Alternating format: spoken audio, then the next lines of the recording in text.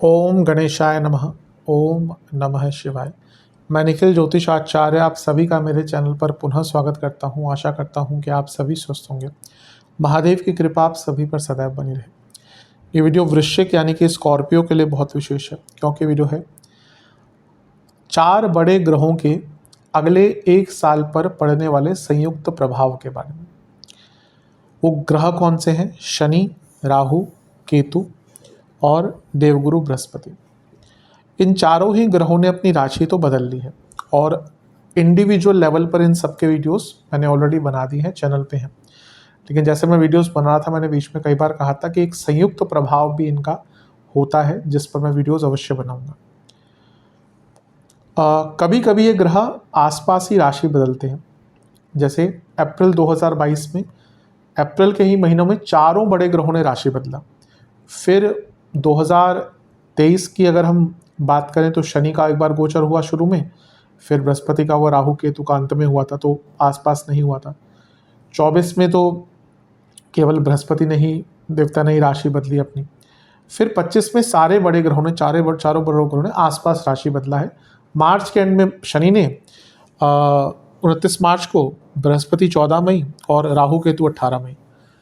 तो बहुत कम अंतराल में इन चारों बड़े ग्रहों ने राशि बदला। ज्योतिष में हर ग्रहों की विशेषता है, नवग्रहों की विशेषता है, लेकिन ये जो 4 ग्रह हैं इनकी विशेषता बहुत ज़्यादा है, क्योंकि ये एक राशि में बहुत टाइम बिताते हैं। 2.5 साल, 1 साल, 1.5 साल, तो बहुत ज़्यादा समय बिताते हैं और कई चीज़ों को प्रभावित करते हैं। और इनका इम्पैक्ट कभी कभी ऐसा होता है कि ये जो बाकी जैसे दशा आदि होता है, योग होते हैं कुंडली में, उनको भी ओवर पावर करने की क्षमता रखते हैं। इनके गोचरीय स्थिति पर ही बहुत चीज़ें बदल जाती हैं। तो इन्हीं सब चीज़ों की विवेचना करने का मैं प्रयत्न करूंगा कि इनका जो संयुक्त प्रभाव है वो हमारे जीवन पर क्या इम्पैक्ट लेकर आएगा।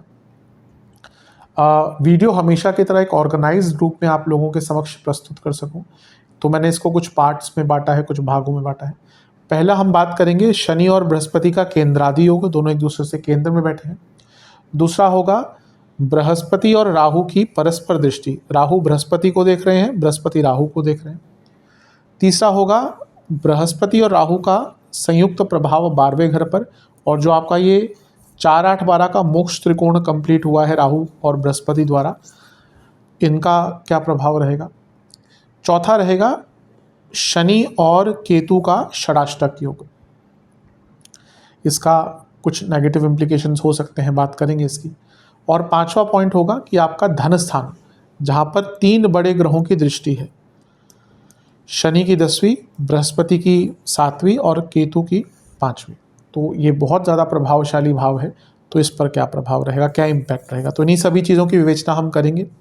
यदि आपकी लग्न राशि या चंद्र राशि वृश्चिक है, दोनों ही गाइडेंस के लिए राशिफल को देख सकते हैं। टेक्निकली अलग अलग राशिफल नहीं बन सकते, जहाँ से ज़्यादा सूट करता है, रिलेट करता है, वहाँ से ऑब्जर्व कीजिए। व्यक्तिगत तौर पे मेरा मानना है लग्न राशि से देखेंगे तो अच्छा है। इनकेस नहीं पता है आपको अपनी लग्न राशि, तो आप अपनी चंद्र राशि से भी इसको देख सकते हैं। सबसे पहले बात करते हैं कि शनि और गुरु एक दूसरे से केंद्र भाव में हैं। जो रेगुलरली मेरे वीडियोस देखते हैं उनको पता होगा कि मैं हमेशा कहता हूं कि त्रिकोण में अगर कोई ग्रह होते हैं तो उनका डायरेक्ट इम्पैक्ट होता है। लेट्स से कि शनि पंचम में है, कोई भी ग्रह अगर लग्न में होगा तो उसका डायरेक्ट इम्पैक्ट शनि के ऊपर होगा, शनि का उनके ऊपर होगा। और वैसे ही शनि का लग्न के ऊपर एक इम्पैक्ट है, दृष्टि का इम्पैक्ट नहीं है, त्रिकोण संबंध होता है। और केंद्र भाव की जब हम बात करते हैं तो केंद्र भाव एक दूसरे को सपोर्ट करते हैं, पिलर्स होते हैं केंद्र भाव। तो या तो वो एक दूसरे को सपोर्ट करेंगे या ऑब्स्ट्रक्ट करेंगे। ज्योतिष में कई टेक्निकलिटीज़ होती हैं, अवरोधक कई चीज़ों को देखा जाता है, तो उसमें से कभी कभी इस ऐसे भी देखना पड़ता है कि क्या कहीं से अवरोध तो नहीं आ रहा। तो वहाँ पर केंद्र में अगर देखें तो कुछ ग्रह या तो जैसे मैंने कहा कि सपोर्ट करते हैं या ऑब्स्ट्रक्ट करते हैं। शनि बृहस्पति यूजुअली अगर केंद्र भाव में एक दूसरे से, तो वो एक दूसरे को सपोर्ट करते हैं। और दूसरा, ये दोनों ही द्विस्वभाव राशि में है। ये नॉर्मल नहीं है कि दोनों ही द्विस्वभाव राशि में रहें। द्विस्वभाव राशि में आना ही दोनों का बताता है कि बहुत ज़्यादा अपॉर्चुनिटीज़ आएंगी कई एरियाज़ में, क्योंकि द्विस्वभाव यानी कि मल्टीपल अपॉर्चुनिटीज़। शनि बृहस्पति अगली बार कब दोनों द्वितीय भाव राशि में होंगे पता नहीं, बहुत सालों बाद होगा। इसलिए अपने आप में अपने जीवन में जो संभावनाएं हैं, जो अपॉर्चुनिटीज हैं, उनको और इम्प्रूव करने के लिए ये एक बहुत अच्छा साल बन जाता है। उनके कारकत्वों पे हम जाएंगे, लेकिन उससे पहले अगर देखें तो पंचम भाव क्या है, आपके सोचने का तौर तरीका, और अष्टम भाव क्या है, आत्ममंथन। पंचम भाव आप चीज़ों को परसीव कैसे करते हैं, आपकी सोच कैसे बदलती है, आप एनालाइज कैसे करते हैं, और अष्टम भाव ट्रांसफॉर्मेशन का है। तो जब ये दोनों भाव केंद्रादि योग बनाकर पंचम और अष्टम को कनेक्ट कर रहे हैं, सबसे बड़ी बात है कि जो चीज़ सबसे पहले बदलेगी वो है आपका सोच और आपकी सोचने का तरीका। आपके सोचने के तरीके में, आपके way of processing the things, इनमें बहुत बदलाव आने वाला है। नए विचार आएंगे, सोचने का तरीका बदल जाएगा, और सबसे बड़ी बात तो है कि आप जिस तरह से चीज़ों को परसीव करते हैं, आपका जो दृष्टिकोण है ना, सोच आदि सब ठीक है, दृष्टिकोण ही और रवैया ही बदलने वाला है। आपकी पूरी संगत, आपकी पूरी सोच, आपकी पूरी रंगत, आपका रवैया, सब कुछ बदलेगा और फॉर अ बेटरमेंट। कई लोगों ने ऑलरेडी वो प्रभाव देखने शुरू कर दिए होंगे। आपका चीज़ों को सोचने का तरीका, आपको चीज़ों को एनालाइज करने का तरीका, किसी भी चीज़ को, करियर हो, बिजनेस हो, पैसा हो, लव लाइफ, मैरिड लाइफ, अब थोड़ा बदल रहा होगा। और ये दोनों ही परिपक्व ग्रह हैं। तो पंचम में जो थॉट प्रोसेस का भाव है, अष्टम आत्ममंथन का भाव है। ये वो भाव है जो व्यक्ति को आत्ममंथन करने में मजबूर करता है कि हाँ भी ये ऐसा हो रहा है, तो ऐसा क्यों हो रहा है। इसलिए इसको ऑकल्ट का भाव है ना। ऑकल्ट वाले जो भी लोग होते हैं, ज्योतिष आदि वाले, वो रीज़न ही ढूंढते हैं पहले कि भाई कहीं ना कहीं से दुखी होते हैं तभी लोग ज्योतिष में आते हैं। ये तो सत्यता है। कहीं ना कहीं से कुछ हुआ बुरा, उसका रीज़न ढूंढने आते हैं कि भैया ऐसा क्यों हुआ। फिर कहीं ना कहीं खोज खबर कर कर पहुँचते हैं कि भैया ऐसा हुआ था तभी मेरे साथ ये हुआ। अधिकतम लोग इसी प्रकार से, मैं हमेशा कहता हूँ कि ज्योतिष तो दुख ही सिखा, दुख के कारण ही व्यक्ति ज्योतिष के पास आता है। मैं इतने सालों से ज्योतिष की कंसल्टेशन दे रहा हूँ। कभी होता होगा कि कोई अच्छे चीज़ों के लिए या कुछ अच्छे उसके लिए आए, और कभी कभी बहुत मुश्किल भी हो जाता है, क्योंकि पूरे दिन लोगों से बात करना जो बहुत प्रॉब्लम है, कभी कभी बहुत डिजेक्टेड हम भी हो जाते हैं। तो वो बहुत ईजी नहीं होता कंसल्टेशन में लोग, क्योंकि रोज़ मैंने कहा ना बहुत दुखों की चीज़ों से गुजरते हैं। कभी किसी के घर में कोई मृत्यु हो रही है, डाइवोर्स हो रहे हैं, बीमारियां हैं, तो दुख ही कहीं ना कहीं ज्योतिष की तरफ लाता है, क्योंकि व्यक्ति वो ढूंढना चाहता है कि भैया क्यों ऐसा मेरे साथ हो रहा है। और यहाँ पर भी हम दुख की बात ना करें, यहाँ पर पंचम अष्टम का प्रभाव क्यों बहुत खड़े कर देगा आपके जीवन में। क्यों, ये मैं क्यों करूं, ये मुझे किस लिए करना चाहिए, मुझे यहाँ पे पैसा क्यों डालना चाहिए, मुझे यहाँ पे टाइम मैं वेस्ट अपना क्यों कर रहा हूँ, मैं यहाँ पे अपने रिसोर्सेज वेस्ट क्यों कर रहा हूँ या कर रही हूँ। तो ये जो क्यों आपके मन में बहुत सारे आएंगे ना, ये क्यों ही आपके जीवन को आगे लेके जाएंगे। जो कि सोचता ही नहीं है, एक बस भेड़ चाल में चले जा रहा है। सोया रात को, उठा सुबह, गया जॉब पर, वीकेंड पे फ्रेंड्स के साथ पार्टी करी, फिर वापस आके वही रिपीट कर दिया। वो चक्र में फंस गया ना।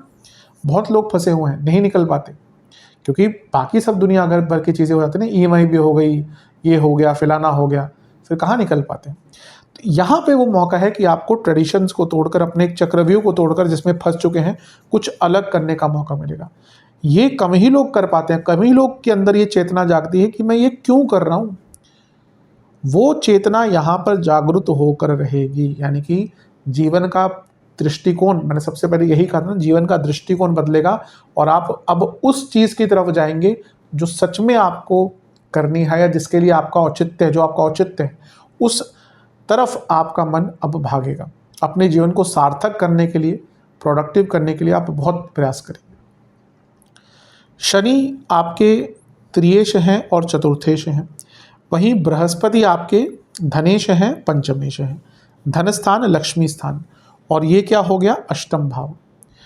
और इसके साथ ही ये जो शनि है वो आपके 11वें घर को भी देख रहे हैं। तो ये 2, 5, 8, 11 का कनेक्शन हो गया है, क्योंकि धन स्थान के स्वामी, पंचम भाव के स्वामी अष्टम में बैठे हैं, और ये जो शनि है ये पंचम भाव के स्वामी की राशि में बैठे हैं, जो अष्टम भाव में बैठे हैं, और शनि की दृष्टि 11वीं की है। बहुत डायरेक्ट इम्पैक्ट नहीं हो रहा, लेकिन 2, 5, 8, 11 का कनेक्शन हो रहा है। और क्योंकि ये केंद्र भाव में है, तो दिखाता है कि बड़ा सोर्स ऑफ इनकम भी आपका कोई खुलने वाला है। जीवन में बहुत आगे बढ़ने के मौके हैं। और सबसे बड़ा चेंज यदि आपको कहीं पे मिलेगा, वो है आपके करियर में प्रोफेशनल लाइफ में एज वेल एज बिजनेस में। कारण क्या, दोनों केंद्रादि योग में है। ये भाव 10वें से 11वां है, करियर का लाभ, करियर में चेंज, सडन चेंज। और ये भाव 10वें से अष्टम है जहाँ पे शनि बैठे, तो इनका केंद्रादि योग। अगर आप जॉब चेंज करना चाह रहे थे बहुत सालों से और नहीं कर पा रहे थे, ये बहुत अच्छा, कि पहले भी मैंने बताया है, जैसे कर्क वाले जातक होते हैं वैसे ही कभी कभी वृश्चिक वाले जातक भी होते हैं, वो बहुत आराम से जॉब चेंज करते नहीं हैं। इवन जब उनको दिख रहा है कि हाँ भैया मुझे जॉब अब चेंज करनी चाहिए, लोग आगे बढ़ रहे हैं, लेकिन वो कभी कभी जॉब चेंज नहीं करते। लाइक कर्क वाले भी बहुत मुश्किल से जॉब चेंज करते हैं, उनको बहुत कुछ मेजर चीज़ होनी चाहिए, कोई पुश मिलना चाहिए। और वृश्चिक वाले भी कभी कभी बहुत आराम से जॉब चेंज नहीं करना प्रेफर करते जब उनको। अब यहाँ पे देखिए, ऐसा नहीं है कि आपको जॉब चेंज करनी ही होती है, ऐसा नहीं कि आप हर 6 महीने में जॉब चेंज करेंगे तो अच्छा ही हो जाएगा, नहीं। पर कभी कभी ऐसा होता है कि आप एक जगह बहुत टाइम बिता लिया और आगे चीज़ें नहीं बढ़ रही, स्टैग्नेशन आ गया, तो फिर जॉब चेंज करनी चाहिए। और ये वो उन्हीं लोगों के लिए टाइम है कि आप बहुत टाइम बिता चुके हैं और स्टैग्नेशन आ चुका है, अब आपको आगे बढ़ने के बहुत मौके मिलेंगे। तो करियर में बहुत अच्छा। और बिजनेस की भी बात करें, सप्तम से धन, सप्तम से लाभ, जहाँ पे सप्तम से जो लाभ स्थान के स्वामी यानी कि बृहस्पति और सप्तम से त्रिकोण के स्वामी यानी कि शनि, दोनों केंद्रादि योग में हैं। तो बिजनेस में पैसा भी आएगा, बिजनेस में कंसिस्टेंट काम प्राप्त होगा। तो ये जो बृहस्पति और शनि का केंद्रादि योग है ना, ये बहुत अच्छा है। पंचम 8वें का कनेक्शन इंट्यूशन बढ़ाता है, तो स्पेकुलेटिव मार्केट्स में लाभ मिलेगा। पंचम 8वें का कनेक्शन आपको स्टडीज़ में, स्पेशली रिसर्च में बहुत आगे लेकर जाएगा। और पंचम 8वें का कनेक्शन ऑकल्ट की तरफ भी लेके जाता है, साधनाओं की तरफ भी लेके जाता है। तो ये बहुत अच्छी चीज़ें हैं, इनका लाभ उठाइएगा। अष्टम भाव मोक्ष का है, तो वहाँ पे बृहस्पति यानी कि आपका जो आध्यात्मिक चीज़ें हैं उनकी पुस्तकों के प्रति बहुत ध्यान जाएगा। और पंचम में शनि कभी कभी थोड़ा सा व्यक्ति को सच में अध्यात्म और वैराग्य की तरफ लेके जाते हैं। तो मैं ये तो नहीं कहूँगा एकदम वैरागी ही बन जाएंगे आप, लेकिन हाँ एटलीस्ट एक चेतना उन लोगों के अंदर भी ना यहाँ पे एक धार्मिक चेतना जागृत होगी जो अपने आप को नास्तिक कहते हैं। तो कई अच्छे प्रभाव हैं। रिलेशनशिप पर अच्छा नहीं रहेगा, पंचम में ऑलरेडी शनि है, तो पंचम और बृहस्पति का जो खुद पंचमी शनि का केंद्रादि योग और बृहस्पति अष्टम में है, ये अपने आप में रिलेशनशिप में एक अनिश्चितता क्रिएट करता है। पर अदरवाइज देखा जाए कई चीज़ों पर बहुत अच्छा लाभ है, बहुत अच्छा प्रभाव है। ये जो भी चीज़ें मैंने कही उन पर ध्यान दीजिएगा, बस एक चीज़ से बचिएगा, पंचम में शनि, अष्टम में बृहस्पति, केंद्रादि योग। कभी कभी ना पेसिमिस्टिक सोच हो जाती है कि व्यक्ति सोच रहा है सब कुछ अच्छा चल रहा है, एक विचार आया बहुत नेगेटिव, फिर सारे विचार वो जैसे एक नेगेटिव चीज़ की तरफ ही भाग पड़ेंगे। जैसे वो भंवर होता है ना कि सब कुछ वहीं पे फिर, या टॉर्नेडो जो आता है कि सब कुछ उसमें समावेश हो जाता है, वैसे ही पेसिमिस्टिक सोच मत रखिएगा, वरना जो इतने अच्छे एक प्रभाव दिख रहा है, ट्रांसफॉर्मेशन का टाइम है मानसिक, ये फिर वेस्ट हो जाएगा। तो इन सारी चीज़ों पर एक विवेचना कीजिएगा जो मैंने कहा, और इनको अपने जीवन में इम्प्लीमेंट करने का प्रयत्न कीजिएगा। अब बात करते हैं गुरु और राहु की पारस्परिक दृष्टि। राहु गुरु को देख रहे हैं तो गुरु राहु को देख रहे हैं। अच्छा, ये दोनों ही ना एक्सपेंशन वाले ग्रह हैं, जो चीज़ों को एक्सपेंड करते हैं, बृहद करते हैं, बड़ा करते हैं।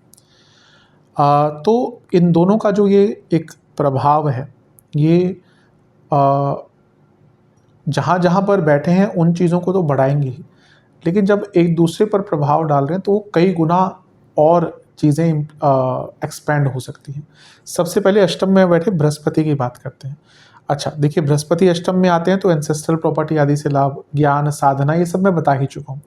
जब राहु का प्रभाव आ गया ना तो प्रैक्टिकलिटी आ गई। अब यहाँ पे जो भी आप सीखेंगे, वो साधनाओं में हो, ऑकल्ट में हो, बाकी चीज़ों में, उसमें आपको प्रैक्टिकली आगे बढ़ने का मौका मिलेगा। और ये अवश्य दिखाता है कि आपको पैतृक संपत्ति से, पैतृक चीज़ों से लाभ मिल सकता है, वसीयत से लाभ मिल सकता है। ये हैंड ओवर का टाइम होता है।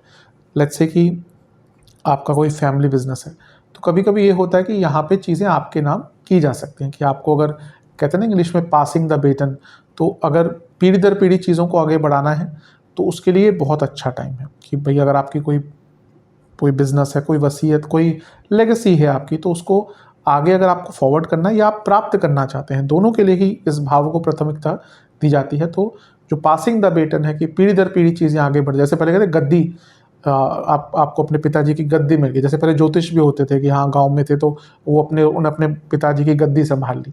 तो या कई चीज़ों में होता था कि भाई कोई पंसारी की दुकान है कि वो उसने अपने पिताजी की गद्दी संभाल ली।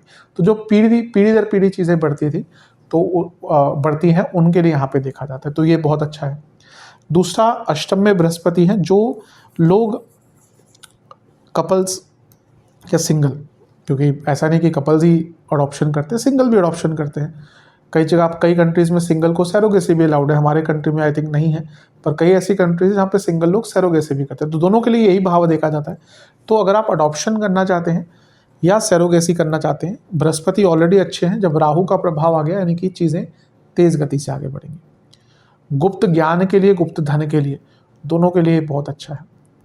और क्योंकि ये 12वें से त्रिकोण भाव है और राहु का प्रभाव है, तो विदेश जाने का अवसर भी बहुत सुनहरा यहाँ पर प्राप्त हो सकता है। तो ये बहुत अच्छी चीज़ें दिख रही हैं और यकीन मानिए साधनाओं के लिए इससे उच्चतम टाइम नहीं है। राहु तंत्रोक्त साधनाओं के, बृहस्पति अकेले होते मैं कहता ठीक है आप साधना कर सकते हैं, लेकिन राहु तंत्रोक्त साधना, तंत्र को समझना चाहिए। मैं पहले भी 1-2 बार बोला कि तंत्र को तंत्रा बोलने वाले और मंत्र को मंत्रा बोलने वाले लोगों से तंत्र नहीं सीखना चाहिए, क्योंकि वो खुद ही जो बता रहे हैं वो इंग्लिश की पुस्तकों को पढ़कर तंत्र बताते। तंत्र बहुत विशाल है और तंत्र अगर बताऊं तो सिस्टमेटिक वे ऑफ वर्शिपिंग है, जिसमें बहुत चीज़ें होती हैं, जिसमें साधना भी एक पार्ट है, हवन भी एक पार्ट है, किस किस चीज़ से पूजा करनी है, किस मुद्रा से पूजा करनी है, दीपदान, बहुत कुछ है। तो कोई सिखाने वाला हो जो ढंग से सिखाए, उनसे अवश्य सीखिएगा, लेकिन इसका गलत उपयोग मत कीजिएगा। हमेशा कहता हूँ, कई लोग सीखने का प्रयास भी करते थे, पहले मैं सिखाता था कुछ साधना, अब नहीं समय मिलता ज़्यादा। कुछ लोग सीधा ना कि ये वशीकरण सिखा दो, मैंने कहा वो तो ईजी भी नहीं होता और ये करना भी नहीं चाहिए। तंत्र में शांति कर्म होते हैं जो आपको बहुत आगे लेके जा सकते हैं, पर ये उल्टी सीधे चीज़ों में पढ़ना, जिनको अभिचार कर्म कहते हैं, नहीं जाना चाहिए। तो यहाँ पे इन सब में आगे बढ़ने का मौका, फाइनेंशियली बहुत मौके मिलेंगे, अचानक से पैसे बढ़ने के, अचानक से धन के मौके आपको बहुत प्राप्त होंगे। और क्योंकि बृहस्पति कुछ धनेश भी हैं और पंचमेश भी हैं, तो धनेश पर राहु का प्रभाव यानी कि सेविंग्स बढ़ेगी, सेविंग्स के मौके बढ़ेंगे, इन्वेस्टमेंट के मौके बढ़ेंगे। और पंचमेश पर राहु का प्रभाव, पंचमेश ऑलरेडी स्पेकुलेटिव मार्केट्स अष्टम में है, और जब राहु का प्रभाव आ गया तो स्पेकुलेटिव मार्केट से धन, स्पेकुलेटिव मार्केट को समझना है, उसके बहुत अच्छे योग बनते हैं। तो यहाँ पर राहु बृहस्पति का प्रभाव बहुत अच्छा है। और अब जब हम राहु पर बृहस्पति के इम्पैक्ट की बात करेंगे तो राहु चौथे घर में, बृहस्पति अष्टम भाव से देख रहे हैं। सबसे पहले तो बृहस्पति चौथे से दूसरे और चौथे से 11वें के स्वामी हैं। चौथे से वृद्धि, चौथे से लाभ। अपनी प्रॉपर्टी कोई बेचनी है, विदेश में प्रॉपर्टी खरीदनी है, प्रॉपर्टी अच्छे रेट पर रेंट आउट या लीज आउट करनी है, सबके अच्छे योग बनते हैं। और ये मल्टीपल प्रॉपर्टी या फिर प्रॉपर्टी एनहेंसमेंट, कि आपको अपनी प्रॉपर्टी बढ़ाने का मौका मिले, उसका भी योग है। चौथे में राहु है, बृहस्पति की दृष्टि, यानी कि विदेश में अगर आप रहना चाहते हैं, सेटल होना चाहते हैं, जाना चाहते हैं, उसके भी योग बन जाते हैं। और क्योंकि बृहस्पति की दृष्टि अष्टम भाव से है, लेट्स से कि आपकी कोई बहुत बड़ी एंसेस्ट्रल प्रॉपर्टी है, अगर आप उसको सेल ऑफ करके या पार्ट ऑफ उसका सेल ऑफ करके, भाई बहुत ज़मीन है गांव में, आप जाते नहीं है, 2 साल में एक बार जाते हैं, तो कभी कभी कुछ लोग क्या करते हैं कि कोई लेट्स से कि 2000 गज है या 2 एकड़ है, तो उसमें से लेट्स से कि कुछ पार्ट बेच दिया और बाकी रख लिया अपने पास, और जो बाकी पैसा है उससे अपने घर के आसपास कहीं पे इन्वेस्ट कर लिया। अब वो डिपेंड करता है सही है गलत, मेरे हिसाब से कुछ ना कुछ पार्ट छोड़ना चाहिए, बाकी अगर यूटिलाइज नहीं हो रहा तो वो भी वेस्ट ही है सब। लेकिन सबका अपना इसमें अपना निजी एक रवैया हो सकता है।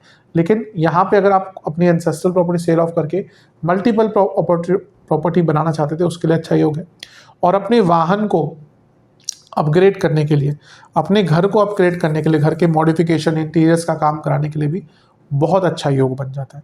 और चौथे घर में राहु अष्टम के बृहस्पति का प्रभाव व्यक्ति को प्रैक्टिकल सोच वाला बनाता है, तो व्यक्ति बहुत प्रैक्टिकल बनता है और प्रैक्टिकल रूप से आगे बढ़ पाता है। विदेश में बहुत लाभ यहाँ पर प्राप्त होता है और अपने टारगेट्स को अचीव करने के लिए व्यक्ति कुछ कड़े निर्णय भी यहाँ पर ले सकता है। तो ये राहु का जो प्रभाव है, बृहस्पति पर राहु का प्रभाव, ये बहुत अच्छा इम्पैक्ट देगा। कई लोगों का यहाँ पर शेयर मार्केट आदि के प्रति बहुत ज़्यादा इंटरेस्ट जागृत होगा। तो ये सारी बहुत अच्छी चीज़ें, बस एक चीज़ का ध्यान दीजिएगा, अष्टम में बृहस्पति राहु का प्रभाव, बृहस्पति का राहु पर प्रभाव, राहु का बृहस्पति प्रभाव, चौथा अष्टम। यहाँ पे ना हिडन एनिमीज बहुत तंग करेंगे, गुप्त शत्रु जो आपके अपने हैं, तो अपनों से थोड़ा सावधान रहिएगा। यहाँ पे जो आपके अपने ही है ना, वही सबसे बड़ा घात देंगे आपको, इस पर ध्यान दीजिएगा। किसी पर भी ब्लाइंड फेथ मत कीजिएगा इस एक साल में, बाकी तो बहुत आगे बढ़ने के योग है। चलते हैं अगले टॉपिक की तरफ, वो है कि राहु गुरु का दृष्टि प्रभाव आपके 12वें घर पर, जहाँ पर तुला राशि पड़ती है। यहाँ पे देखें तो आपके 12वें घर पर राहु की दृष्टि है और बृहस्पति की भी दृष्टि है। राहु की नवम, बृहस्पति की पंचम, तो जहाँ पे 7वीं राशि पड़ती है यानी कि 12वां घर तुला राशि पड़ती है, वो एक्टिवेट हो गया इन दोनों से। और ये दोनों ही अपने आप में आपका जो मोक्ष त्रिकोण है उसको कंप्लीट कर रहे हैं। राहु देख रहे हैं, राहु 12वें और अष्टम को देख रहे हैं, बृहस्पति 12वें और चौथे को देख रहे हैं, और बैठे अष्टम में, ये चौथे में बैठे, तो मोक्ष त्रिकोण कंप्लीट हो रहा है इन दोनों के द्वारा। पहले 12वें घर पर प्रभाव की बात कर लेते हैं। देखिए 12वां घर बहुत चीज़ों का है, तो सबसे पहले तो क्योंकि 12वां घर है और राहु पिक्चर में आ गए, तो बृहस्पति 12वें घर को देख रहे हैं और राहु को देख रहे हैं, और राहु 12वें घर को देख रहे हैं, तो ये बृहस्पति भी एक्सपेंड करते हैं, राहु भी एक्सपेंड करते हैं। 12वां घर विदेश का है, राहु विदेश के कारक है, तो सबसे पहला तो विदेश संबंधित चीज़ों में सफलता मिलेगी।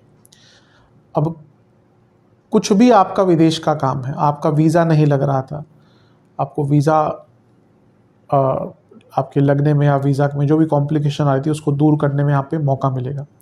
कई लोगों के वीज़ा रिजेक्ट हो जाते हैं, तो दोबारा उसको अप्लाई करना है, समझना है कि क्या दिक्कत है। अब कुछ कंट्रीज़ होती हैं जो ऐसे रिजेक्ट कर देती हैं, कुछ कंट्रीज़ में बहुत एक क्लैरिटी नहीं है कि किस प्रकार से वीज़ा हैंडलिंग होती है। कई जगह हैं जहाँ पे बहुत क्लैरिटी है, एकदम पॉइंट बेस है कि अभी आप ये चीज़ें अगर आपकी हैं तो आपको वीज़ा मिल जाएगा, तो वो भी डिपेंड करता है। लेकिन यहाँ पर अपने वीज़ा की प्रॉब्लम्स को सॉल्व करने के लिए बहुत अच्छा आपको मौका मिलेगा। विदेश संबंधित कार्यों को पूर्ण करने में बहुत अच्छा मौका मिलेगा। बृहस्पति राहु दोनों देख रहे हैं और राहु चौथे घर में है, तो विदेश में सेटलमेंट का बहुत मौका मिलेगा। इसके साथ ही 12वां जो भाव होता है वो अंत का होता है, तो अब यहाँ पे राहु बृहस्पति अंत कैसे करेंगे? देखिए ये ना आपको उन चीज़ों से बहुत अब दूर करना शुरू कर देंगे जिनके प्रति आप एडिक्टेड फील करते थे। लेट्स से कि आपको किसी चीज़ का बहुत एडिक्शन था, यहाँ पे इनिशियली वो नहीं होगा, लेकिन जो भी चीज़ आपको बहुत एडिक्टेड थी ना, आपकी कोई खाना कह लीजिए, कुछ गलत आदत कह लीजिए, शुरू के 4-5 महीने वो आप इतना करेंगे। लेट्स से कि आप स्मोक करते तो आप इतना कर देंगे, 4-5 महीने बाद ना आपको खुद ही ये रियलाइज़ हो जाएगा कि मैं क्या कर रहा हूँ। आप ड्रिंक करते तो आपको इतना 4-5 महीना बहुत करेंगे जो भी आपकी एडिक्शन है, लेकिन उसके बाद एक रियलाइजेशन आएगा कि मैं बहुत गलत कर रहा हूँ। तो ये वो टाइम है जब आप अपनी एडिक्शन से भी निकल पाएंगे, जो थोड़ा सा टाइम बाद आपको, क्योंकि 1 साल का टाइम है, तो अपनी एडिक्शन से निकलने के लिए भी बहुत अच्छा समय है। और अगर आप अपने जीवन में कोई बहुत बड़ा बदलाव लाना चाहते हैं, क्योंकि ये 12वां भाव है, ये अंत का भाव है और अंत से आरंभ होता है। लेट्स से कि आप अपना फ्रेंड सर्कल चेंज करना चाहते हैं, आप अपना सोशल सर्कल चेंज करना चाहते हैं, आप कोई ऐसी जॉब करना चाहते थे जो आपके शायद आपके करियर से कुछ अलग हो, आपको कंफर्ट जोन से आगे निकलना पड़े, बाहर निकलना पड़े, लेकिन अगर वो मौका आप चाहते हैं तो यही वो मौका है जब आप बड़ा कोई ट्रांसफॉर्मेशन ला सकते हैं। ये भाव जो है ये 6ठे से सप्तम में है। अपनी हेल्थ को समझना और हेल्थ पर काम करना, ये दोनों ही राहु बृहस्पति यहाँ पर आपको सिखाएंगे। और क्योंकि अष्टम भाव गुप्त धन का है, 12वां भाव गुप्त धन का है, राहु देख रहे हैं, बृहस्पति देख रहे हैं, तो ये गुप्त धन की वृद्धि, जिनके गुप्त पैसे के सोर्स हैं, 2 नंबर का काम करते हैं, उनके तो वारे न्यारे हैं इस टाइम पे। मैं कई बार बताता हूँ जो रियल पैसा है वो उन्हीं के पास होता है जो 2 नंबर के काम करते हैं, क्योंकि फिर वहाँ पे कोई लिमिटेशन नहीं होती। जो नॉर्मल तरीके से पैसा ज़्यादा कमाते हैं, जो पूरा वाइट मनी है, उनका तो जैसा पैसा बढ़ता रहता है उनकी चिंता बढ़ती रहती है, क्योंकि सारा टैक्स भी जाना है, दुनिया भर की चीज़ें करती हैं। तो यहाँ पे अगर आपका कुछ इस प्रकार का काम है तो मेरे बहुत क्लाइंट्स हैं जो खुद ही कुंडली देख के पता चल जाता है, खुद ही बोल देते हैं कि हाँ मेरा ये काम है, दिख जाता है। क्योंकि ज़्यादा पैसा इन्हीं भावों से, अगर बहुत बड़ा पैसा है ना वो आपको 11वें से नहीं मिलेगा, जो बहुत बड़ा पैसा होता है वो आपको 12वें या 8वें से मिलेगा। तो यहाँ पे दिखता है कि इस प्रकार के अगर आपके काम है तो उसमें बहुत लाभ मिलेगा। और क्योंकि 12वां भाव धार्मिक जगहों का है, तीर्थ स्थलों का है, ये भी धार्मिक स्थलों का, लेकिन जब 12वें भाव की बात करते हैं ना वो भी तीर्थ स्थल दिखाता है, लेकिन वो ज़्यादातर अध्यात्म के स्थान, आश्रम आदि भी दिखाता है। तो यहाँ पे किसी ऐसी जगह पर जाने का भी, समय बिताने का भी अवसर आपको प्राप्त होगा। तो ये बहुत अच्छा है। हाँ, इसका एक नेगेटिव प्रभाव रहेगा, खर्चे बहुत होंगे, बहुत खर्चे होंगे। आप अभी से वो होना शुरू हो गया होगा, लेकिन खर्चे बहुत तंग करेंगे। और जब हम ये इस त्रिकोण की बात करें, देखिए 4, 8, 12 राहु बृहस्पति दोनों द्वारा प्रभावित हो रहे हैं, तो ये फिर से बता रहा है कि ये, क्योंकि राहु पिक्चर में आ गए तो विदेश में सेटलमेंट का बहुत आपको लाभ मिलेगा, सेटलमेंट के मौके मिलेंगे। और इसके साथ ही मोक्ष त्रिकोण एक्टिवेट हो रहा है राहु बृहस्पति द्वारा, तो धार्मिक जगहों पर जाने का, धार्मिक पुस्तकें पढ़ने का, धर्म के प्रति ज्ञान जागरूक होगा, बल्कि वो अभिलाषा रहेगी कि हाँ मुझे धार्मिक चीज़ों का ज्ञान रहे। तो ये भी एक अच्छा इम्पैक्ट यहाँ पर आपके लिए बनता हुआ दिख रहा है। तो इन सभी चीज़ों का लाभ उठाइएगा। एक नेगेटिव दिख रहा है, चौथे घर में राहु, अष्टम से बृहस्पति दिख रहे हैं। यहाँ पे कभी कभी होता है ना, जो अपनी फैमिली होती है, जो अपना खुद का परिवार होता है, उसमें ना प्रॉब्लम्स आ जाती है, बल्कि प्रॉब्लम इन द सेंस कि उसमें लड़ाई झगड़े काफ़ी होते हैं। तो थोड़ा सा कोशिश कीजिएगा कि इस प्रकार की चीज़ें ना ही हो तो अच्छा है, क्योंकि यहाँ पे कभी कभी अब राहु और बृहस्पति के प्रभाव में, स्पेशली राहु के प्रभाव में, और बृहस्पति अष्टम से देख रहे हैं, तो ये होगा तो एकदम अचानक छोटी सी बात होगी, और वो फिर बड़ी बनकर इतनी बड़ी हो जाएगी कि परिवार से ही संबंध टूट जाएंगे, या परिवार में कलेश बहुत रहेगा। तो खर्चे पर कंट्रोल और परिवार में कलह कलेश को अवॉइड करना, इन चीज़ों पर थोड़ा सा ध्यान दीजिएगा। अदरवाइज़ तो बहुत संभावना यहाँ पर दोनों मिलकर खोलने वाले हैं। अब बात करते हैं शनि और केतु के षडाष्टक योग की, कि दोनों ग्रह एक दूसरे से 6-8 में बैठे हैं, और ये दोनों ग्रह थोड़े से अवरोध उत्पन्न करने वाले हैं। 10वें घर में केतु और उनसे अष्टम में शनि, या कहिए शनि से छठे में केतु, तो ये षडाष्टक योग होता है कि दोनों एक दूसरे 6-8 एक्सेस में बैठे हैं, इसको षडाष्टक योग कहा जाता है। कई जगह सुना भी होगा कि भाई ये षडाष्टक योग बन गया तो अच्छा नहीं है। कुंडली मिलान में षडाष्टक बहुत इंपॉर्टेंट होता है। लोग, मैंने कई शादियां टूटती हुई देखी हैं और लोग षडाष्टक योग को मिस कर जाते हैं। मंगल दोष देख लिया, और षडाष्टक योग में, क्या टॉपिक डाइवर्ट नहीं करूँगा, लेकिन षडाष्टक योग बहुत इंपॉर्टेंट होता है। ठीक है, अब सबसे बड़ी बात यहाँ पे प्रॉब्लम्स थोड़ी सी उन लोगों को आएगी जो जॉब करते हैं और जिनका समय बहुत ख़राब चल रहा है। मैंने इनिशियली बताया जॉब चेंज आदि का बहुत अच्छा योग है, लेकिन क्योंकि हम राशिफल बता रहे हैं, सबकी दशा अंतरदशा अलग होगी, कुंडली अलग होती है सबकी। अब राशिफल में लिमिटेशन बहुत है, मैं तभी कहता हूँ ये गाइडलाइंस के लिए होते हैं। लेट्स से कि यहाँ पे आपकी बहुत बुरी दशा अंतरदशा चल रही है, किसकी चल सकती है, किसकी हो सकती है? केतु, शनि, बहुत ही पीड़ित चंद्रमा, या वक्री बुध, इनमें से किसी की दशा अंतरदशा चल रही है तो जॉब जाने के योग बन जाते हैं। सडन जॉब कुछ लोगों की जा सकती है, सडन डाउनफॉल करियर में आ सकता है, क्योंकि 10वें घर में केतु, उससे अष्टम में शनि। सबके लिए नहीं होगा, लेकिन जो कुंडली अगर बहुत वीक है और ऐसा समय चल रहा है तो अपने ऑप्शंस खुले रखिएगा, अपने आप को तैयार रखिएगा, ऐसी चीज़ें हो सकती है। कुछ लोगों को इवन जानबूझकर कार्य क्षेत्र में तंग किया जाता है। कभी कभी होता है कि आपकी कंपनी सीधा नहीं निकालती, वो ऐसे सिचुएशन उत्पन्न करना शुरू कर देते हैं कि आप खुद ही छोड़ दें। तो और ये योग भी बन रहा है कि आप चेंज की तरफ जाए। अगर ऐसा भी हालात हो रहा है कि कंपनी नहीं चाहती, आपको सिग्नल दे रही है, तो भी आप अपने अल्टरनेटिव्स ढूंढ लेते हो। करियर में कुछ लोगों के यहाँ पे डाउनफॉल या जॉब जाने का योग बनता है। दूसरा, कर्म भाव में शनि है और केतु है, और कर्म से अष्टम में शनि है, ये डिले दिखाते हैं। ये कर्म का भाव है तो करियर का नहीं हुआ ना, सारी चीज़ों को जहाँ पे कर्म आ गए। तो अब अगर किसी की कुंडली में शनि खराब है खुद बहुत, या मंगल बहुत खराब है, वो तो खुद ही इतने लेजी हो जाएंगे, उनके सामने से निकल के चली जाएगी अपॉर्चुनिटी और लाभ नहीं उठाएंगे। तो अपने आप को एक्टिव रखिएगा। और ये दोनों का जो षडाष्टक योग है, ये आपका जो आपके जो काम है उसमें डिले कई बार लाया करेगा, कई बार चीज़ें अटका करेंगी। और कभी कभी ये भी होता है कि 10वें में केतु है, उससे अष्टम में शनि है, कभी कभी आपसे काम बहुत कराया जाएगा लेकिन उसका ड्यू आपको नहीं दिया जाएगा। आपने बहुत अच्छा कोई प्रोजेक्ट बनाया, सब कुछ किया, और एंड में आपका मैनेजर सारा नाम लेके चला गया, आपका नाम अंकित भी नहीं किया। तो इस प्रकार की चीज़ें कार्यक्षेत्र में थोड़ा तंग कर सकती है। दूसरा, षडाष्टक योग बन रहा है कि चौथे से दूसरा भाव में शनि है, ये माता जी के लिए एक मारक भाव है। ऑलरेडी चौथे घर में शनि है और चौथे से सप्तम में केतु है। ये माता जी की सेहत के लिए अच्छा नहीं है। अपनी माता जी की सेहत का बहुत ध्यान दीजिएगा। इवन नवम से भी देखिए, नवम से भी दूसरे में केतु है और नवम से अष्टम में राहु है। तो ये अपने माता और पिताजी की सेहत का इस वर्ष बहुत ज़्यादा आपको ध्यान देना है। दोनों की ही सेहत पर थोड़ा सा नकारात्मक प्रभाव दिख रहा है। और क्योंकि चौथे से सप्तम में केतु और चौथे से दूसरे में शनि है, षडाष्टक योग, जैसा मैंने थोड़ा सा एक्सप्लेन किया था, फैमिली लाइफ बहुत डिस्टर्ब रहेगी। आपकी जो अपनी फैमिली लाइफ है, पर्सनल लाइफ है, बहुत डिस्टर्ब रहेगी, मतभेद हो सकते हैं, कोई फैमिली में फूट पड़ सकती है, तो इस पर बहुत ज़्यादा ध्यान दीजिए। और दूसरा, क्योंकि पंचम में शनि है और पंचम से छठे में केतु, ये थॉट प्रोसेस का भाव है, यहाँ से छठे में केतु, आप कभी कभी ना बहुत ज़्यादा नेगेटिव सोचना शुरू कर देंगे। चीज़ें उतनी नेगेटिव या बुरी होंगी नहीं जितना आप उनको परसीव कर लेंगे। तो इस पर बहुत ध्यान दीजिएगा, इन मानसिक चीज़ों पर, कार्य क्षेत्र की चीज़ों पर, पर्सनल लाइफ पर, अपने माताजी और पिताजी की सेहत पर, इन पर आपको बहुत विवेचना करनी है। अदरवाइज तो बाकी सारी अच्छी चीज़ें भी है, लेकिन ये कुछ शनि और केतु का जो षडाष्टक योग का प्रभाव है ये तंग कर सकता है, तो थोड़ा सा केयरफुल रहिए। अब बात करते हैं कि जो आपका दूसरा भाव है जहाँ पे धनु राशि पड़ती है, वहाँ पर 3 ग्रहों का प्रभाव, केतु की 5वीं, तो बृहस्पति की 7वीं, तो शनि की 10वीं दृष्टि पड़ रही है। तो ये भाव बहुत एक्टिवेट हो चुका है। सबसे पहले शनि बृहस्पति की बात करते हैं। शनि महाराज की 10वीं और गुरु महाराज की 7वीं दृष्टि।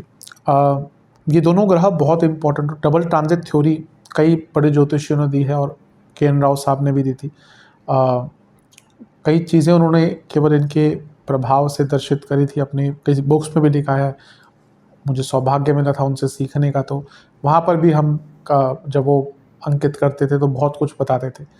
तो ये दूसरा जो भाव है धन स्थान, वो शनि बृहस्पति द्वारा दृष्ट है, और ये क्या है, धन स्थान, कुटुंब का भाव। और अपने आप ये बृहस्पति की राशि है, यानी कि जहाँ पर दृष्टि पड़ रही है, तो बृहस्पति खुद देख रहे हैं, अपने आप में उसको स्ट्रॉन्ग कर रहे हैं, और साथ में शनि का प्रभाव भी आ गया। तो शनि चतुर्थेश है, भौतिक सुख, प्रॉपर्टीज़, चौथे से 11वें पर दोनों की दृष्टि है। तो ये साल प्रॉपर्टीज लेने का है, ऑलरेडी ये अंकित हम कर चुके हैं, तो ये उसको और प्रबल कर रहा है। जो हमने राहु और बृहस्पति की बात की, तो प्रॉपर्टी लेने का साल है, प्रॉपर्टी बढ़ाने का स्थान है, घर में पैसा आएगा, कुटुंब भाव है, घर की वृद्धि होगी, यानी कि घर में पैसा भी आएगा, घर के सदस्य भी बढ़ेंगे, घर में किसी की शादी हो सकती है, बच्चा हो सकता है, और एक प्रकार से धन की स्थिति बहुत अच्छी होने वाली। आपका जो धन का एक प्रभाव है ना, अब ठीक है, जैसे मैंने षडाष्टक योग की बात करी थी, कुछ लोगों के लिए नेगेटिव हो सकता है, लेकिन ओवरऑल क्योंकि 1 साल की बात है, धन का जो भाव है दोनों से दृष्ट होने के कारण बहुत आगे बढ़ेगा। यानी कि आपका जो धन है, सेविंग्स है, चीज़ों में जो इन्वेस्ट करके रखा हुआ था, कोई प्रॉपर्टी बेच के पैसा आ सकता है, रेंट से बहुत पैसा बढ़ सकता है आपका। तो और क्योंकि ये अर्थ त्रिकोण है, तो करियर में भी अल्टीमेटली बहुत ज़्यादा धन की वृद्धि होगी। तो ये साफ दिखा रहा है कि धन स्थान पर दोनों का प्रभाव बहुत अच्छा रिजल्ट लेकर आएगा, क्योंकि खुद धनेश है बृहस्पति और पंचमेश है, दोनों धन के भाव है। ये धन स्थान, ये लक्ष्मी स्थान, और शनि उपजे भाव 3रे घर और 4थे घर के स्वामी, यानी कि अपनी प्रबलता से, अपनी सक्षमता से आप भौतिक सुख सुविधाएं अपने लिए भी लेंगे और अपने घर वालों के लिए भी लेंगे। ये वाणी में भी एक प्रभाव दिखाता है। कई वृश्चिक लग्न वाले जो जातक हैं और थोड़ा सा अगर अच्छा प्रभाव है कुंडली का, वो बहुत अच्छे स्पीकर्स होते हैं। आप अटल बिहारी वाजपेयी जी की बात कर लीजिए, वृश्चिक लग्न, आप मोदी जी की बात कर लीजिए, वृश्चिक लग्न, और भी कुछ बहुत अच्छे स्पीकर्स रहे हैं। मेरे कुछ क्लाइंट्स में जो लोकसभा के मेंबर हैं, नाम नहीं लूँगा उनका, लेकिन वो भी वृश्चिक लग्न की हैं, तो उनकी भी स्पीच बहुत अच्छी दिखती है। एक बहुत ज़्यादा प्रभाव उनकी स्पीच में दिखता है, बहुत एक प्रभावशाली स्पीच दिखती है। तो यहाँ पे आपकी जो स्पीच है, आपका जो एक स्पीच का प्रभाव है, वो बहुत अच्छा हो जाएगा, और उसके द्वारा भी आप बहुत ज़्यादा आगे बढ़ सकते हैं। तो ये वो समय है जब आप अपने स्पीच के द्वारा भी, अपनी वाणी के द्वारा भी कई कार्यों को पूर्ण कर लेंगे। अगर फैमिली में कोई दिक्कत चल रही है, जो दिख रहा है कि राहु के कारण चलेगी, तो सौम्यता रखिएगा। कभी कभी क्या होता है ना, फैमिली में परेशानी और हम उल्टा सीधा और बोल देते हैं, तो जहाँ बात कभी बन सकती है, शायद अभी ना बने 1 महीने बाद, उसकी भी जो प्रोबेबिलिटी होती है ख़त्म हो जाती है। तो वाणी में अगर एक प्रभाव रहेगा तो कई चीज़ों को सीख सकते हैं। कुछ नई लैंग्वेजेस सीखनी है, उसका भी मौका प्राप्त होगा। और पुनः कहूँगा, अपने आर्थिक दृष्टिकोण से आगे बढ़ने के लिए करियर, बिजनेस, सब में बहुत अच्छा योग है। पुनः क्योंकि बृहस्पति का अष्टम से प्रभाव है तो पैतृक संपत्ति का लाभ दिखाता है। अब कभी कभी इतना प्रबल होता है ना, पैतृक संपत्ति से हम लाभ बोल तो देते हैं, लेकिन कभी कभी वो किसी बुरी न्यूज़ के साथ भी आता है, तो थोड़ा सा ये एक अच्छी और बुरी दोनों कंबाइंड न्यूज़ हो जाती है। ठीक है, जीवन का चक्र है। केतु का प्रभाव भी दूसरे घर पर। अब यहाँ पे शनि केतु का प्रभाव ये अच्छा नहीं है। फिर से मैं कहूँगा बहुत ध्यान दीजिएगा अपनी वाणी पर जब आप अपने कुटुंबियों से बात कर रहे हो, क्योंकि आपको पता नहीं चलेगा कब आप क्या बोल देंगे, उससे वो दूर हो जाएंगे। पर जब संयुक्त रूप से हम इन दो सबका प्रभाव देखेंगे तो आपके अंदर स्किल्स आएंगी, आपकी कर्मठता बढ़ेगी, आप बहुत स्ट्रांगली अपने कार्यों को पूर्ण करने का प्रयत्न करेंगे और आपके कई अधिक अटके हुए जो कार्य हैं वो इन तीनों ग्रहों के प्रभाव के कारण पूरे हो जाएंगे। ये भी एक जो भाव है विद्या का भाव होता है जो पहले, लेकिन इनको इसको संस्कार का भाव ज़्यादा कहा जाता है। तो अगर आप अपनी फैमिली ट्रेडिशंस को समझना चाहते हैं, कई बार होते बच्चे गांव से दूर रह रहे हैं, गए नहीं गांव, शहर में रह रहे हैं, सब कुछ पता लेकिन अपनी परंपराओं का नहीं पता, तो अपनी रूट्स अपनी परंपराओं को जानने के लिए, केतु भी आ गया ना, रूट्स अपनी परंपराओं को जानने के लिए भी इस समय बहुत अच्छा है। तो ओवरऑल देखा जाए कई अच्छे प्रभाव है लेकिन कुछ नेगेटिव इम्पैक्ट है। एक चीज़ फिर से अंकित करूंगा, मारक भाव है ये, मारकेश है बृहस्पति, भले ही कितने अच्छे हों आपके लिए, और अष्टम भाव में बैठे हैं। शनि की दृष्टि है, केतु की दृष्टि है। सेहत पर बहुत ध्यान दीजिएगा। अष्टम में बृहस्पति कभी कभी क्रॉनिक डिजीज़ और बड़ी डिजीज़ देते हैं, और अपने खाने पीने पर बहुत ध्यान दीजिएगा, क्योंकि यहाँ पे ना खाने पीने में भूल चूक के कारण बहुत परेशानियाँ होने वाली हैं। तो इन सब चीज़ों पर ध्यान दीजिएगा। अधिकतम चीज़ें तो आपके लिए अच्छी ही दिख रही हैं। उपाय की बात कर लेते हैं। जहाँ तक उपाय की बात है, ये एक उपाय करना है, 2 सोमवार करना है। सबसे पहले महादेव का पंचामृत से अभिषेक कीजिएगा, फिर जल से अभिषेक कीजिएगा, पूरा साफ कर लीजिएगा। फिर एक पात्र में गंगा जल, सफ़ेद तिल, काले तिल ये मिलाकर अभिषेक कीजिएगा, फिर पुनः जल से अभिषेक कीजिएगा। पीले पुष्प की माला, खीर जिसमें केसर का उपयोग हो और पंचमेवे का उपयोग हो, और केसर का तिलक लगाइएगा, खीर अर्पण कीजिएगा, भोग लगाइएगा। 4 तिल के दिए अर्पण करने हैं। हर दिए में कुछ होना चाहिए। क्या? एक में गेहूं के दाने, एक में अक्षत चावल, एक में पीली सरसों और एक में लौंग, 4-5 लौंग के दाने, ये अर्पण करें महादेव को। और फिर ओम नमो भगवते रुद्राय, ओम नमो भगवते रुद्राय, इस मंत्र का 108 बार जाप करें। ये उपाय कर लेंगे तो अवश्य बहुत लाभ प्राप्त होगा। आशा करता हूँ कि वीडियो काम आएगी। चैनल पर नए हैं सब्सक्राइब कीजिए, वीडियो को लाइक कीजिए। मिलता हूँ आप सभी से अगली वीडियो में, तब तक के लिए ओम नमः।